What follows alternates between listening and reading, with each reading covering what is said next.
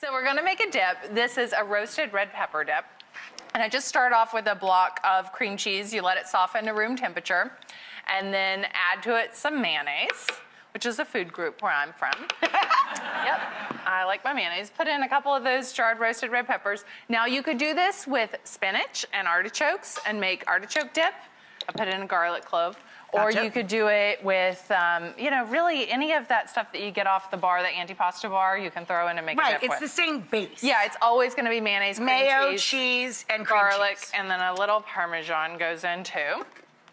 And we're just gonna pulse this up and get it nice and creamy. Yeah.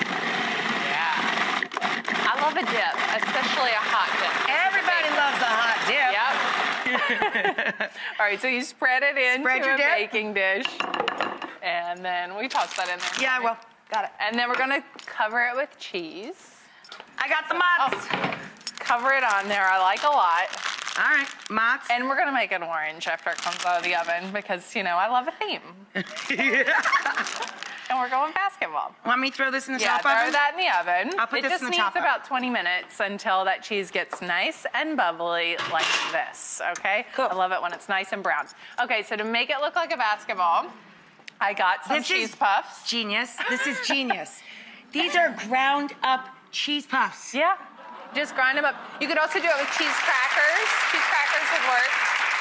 And then just cover the top of it. Cheez-Its, Cheetos, any of your favorite cheesy snacks. This is like the stuff that I try to not stand next to at the party because I will eat all of it.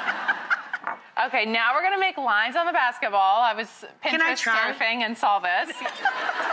Look how creamy that is. Look at this compared to that. I think it looks it's like a Rorschach test.